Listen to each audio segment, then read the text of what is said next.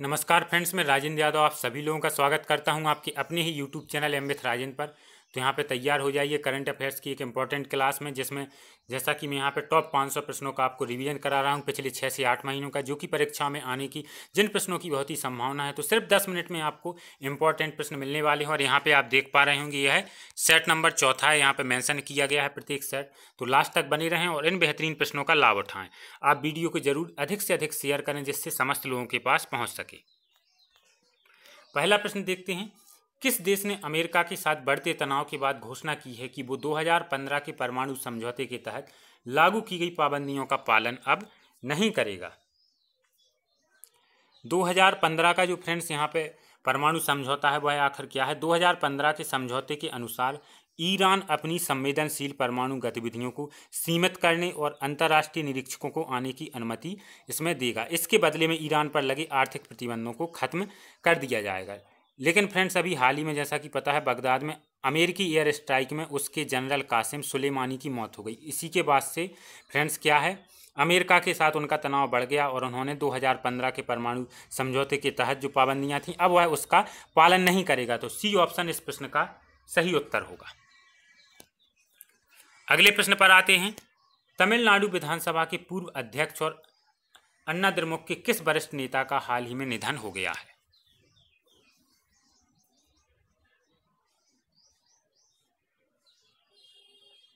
तो सही उत्तर फ्रेंड्स क्या हो जाएगा, पीएच पांडियन। पूर्व विधायक और सांसद भी रह चुके हैं पीएच पांडियन, ठीक है। और 1980 से 84 के बीच तमिलनाडु विधानसभा के उपाध्यक्ष और 1985 से 89 तक वह अध्यक्ष भी रहे हैं, ठीक है।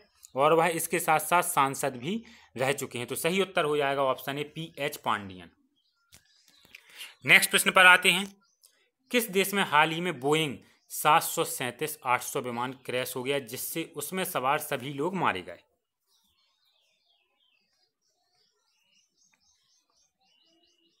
तो फ्रेंड्स, ईरान की राजधानी तेहरान के इमाम खोमेनी एयरपोर्ट पर अभी हाल ही में कुछ महीने पहले ही बोइंग 737-800 विमान उड़ान भरने के सिर्फ 3 मिनट बाद ही क्रैश हो गया।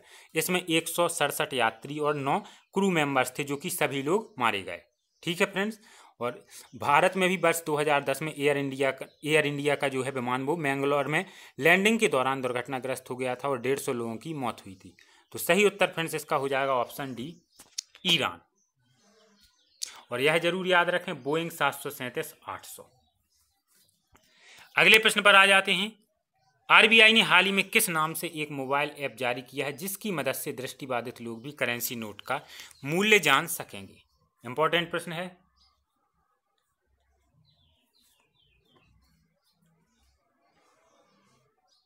तो फ्रेंड्स, दृष्टिबाधित लोगों को नोटों की पहचान करने में बहुत ही परेशानी होती थी, यहाँ तक कि वो कर ही नहीं पाते थे। और आरबीआई ने इस परेशानी से दूर करने के लिए कार्य करना शुरू किया और उन्होंने मनी मोबाइल ऐप लॉन्च किया, जिसका नाम पूछा गया है वह कौन सा ऐप है, मनी मोबाइल ऐप है। यह ऐप एक बार मोड़ कर रखे नोटों की भी पहचान आसानी से कर सकता है। और यह ऐप नोट की पहचान के बाद आवाज़ के माध्यम से हिंदी तथा अंग्रेजी में नोट का मूल्य भी ऑटोमेटिक अपने आप बता देता है। तो सही उत्तर हो जाएगा ऑप्शन ए, मनी। अगले प्रश्न पर हम आ जाते हैं, बिहार सरकार ने किस पूर्व केंद्रीय मंत्री की जयंती को हर साल राजकीय समारोह के रूप में मनाने के फैसले को मंजूरी दे दी है।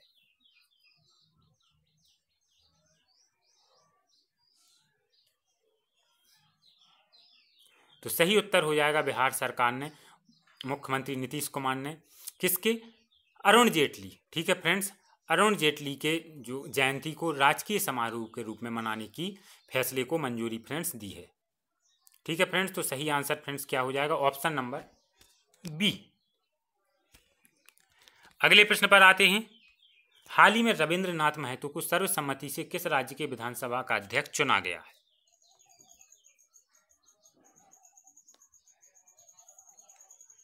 तो फ्रेंड्स, झारखंड के मुख्यमंत्री हेमंत सोरेन ने स्पीकर पद के लिए या विधानसभा अध्यक्ष के लिए रविंद्रनाथ महतो का नाम प्रस्तावित किया था और इस प्रस्तावित नाम पर पूर्व मंत्री सह विधायक चंपई सोरेन ने भी समर्थन दिया था, ठीक है फ्रेंड्स। तो उन्हें सर्वसम्मति से विधानसभा का अध्यक्ष चुना गया।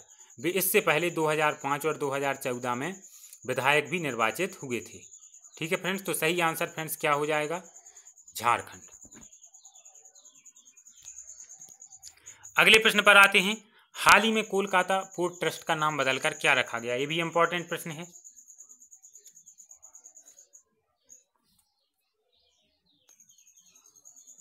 तो प्रधानमंत्री नरेंद्र मोदी ने हाल ही में कोलकाता पोर्ट ट्रस्ट का नाम बदलकर श्यामा प्रसाद मुखर्जी ट्रस्ट करने की घोषणा की है। ठीक है, श्यामा प्रसाद मुखर्जी से सभी परिचित होंगे, प्रसिद्ध राजनेता, शिक्षाविद और बैरिस्टर थे।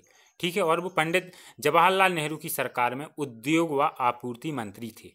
ठीक है, श्यामा प्रसाद मुखर्जी और पंडित नेहरू के बीच जम्मू कश्मीर के मुद्दे पर मतभेद के कारण भारतीय राष्ट्रीय कांग्रेस से वह अलग हो गए थे और 1951 में उन्होंने भारतीय जनसंघ की स्थापना की थी, जो आगे चलकर भारतीय जनता पार्टी बनी। तो सही उत्तर होगा ऑप्शन नंबर डी।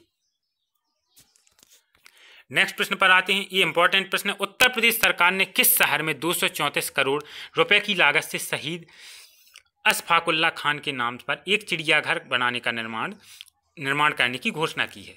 किस शहर में?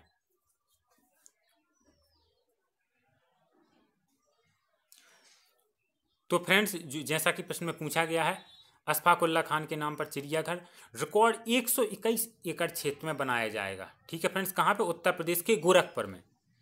ठीक है, और आपको पता होगा कि काकोरी लूट कांड षड्यंत्र के लिए अशफाकुल्ला खान और रामप्रसाद बिस्मिल को मौत की सजा सुनाई गई थी, जो कि क्रांतिकारियों ने 9 अगस्त 1925 को काकोरी में एक ट्रेन में डकैती डाली थी। इसी घटना को काकोरी कांड के नाम से जाना जाता है। इसी के लिए उन्हें याद रखा जाए, गोरखपुर में ही इसकी निर्माण करने की घोषणा की गई है और अंतर्राष्ट्रीय स्तर पर भी गोरखपुर की पहचान उन्हीं के नाम पर हो रही है। तो सही आंसर फ्रेंड्स यहाँ पे क्या हो जाएगा? Option B. नेक्स्ट प्रश्न पर हम आते हैं। निम्नलिखित में से किस दिन प्रत्येक वर्ष प्रवासी भारतीय दिवस मनाया जाता है?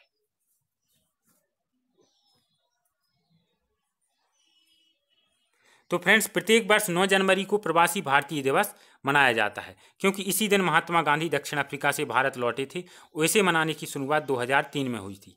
प्रवासी भारतीय दिवस के अवसर पर केंद्र सरकार द्वारा कराए जाने वाले सम्मेलन विश्व भर में रहने वाले प्रवासी भारतीयों के बीच नेटवर्किंग स्थापित करने में सहायता करते हैं। तो फ्रेंड्स, इसका सही आंसर क्या हो जाएगा? 9 जनवरी। ये ऑप्शन सही उत्तर होगा। नेक्स्ट प्रश्न पर हम आते हैं। ये इंपॉर्टेंट प्रश्न है। पूर्वोत्तर क्षेत्र में प्राकृतिक गैस पाइपलाइन ग्रिड को विकसित एवं संचालित करने के उद्देश्य से खालिस्तान का गठन किया गया। पूर्वोत्तर क्षेत्र में प्राकृतिक गैस पाइपलाइन ग्रिड को विकसित एवं संचालित करने के उद्देश्य से किसका गठन किया गया है?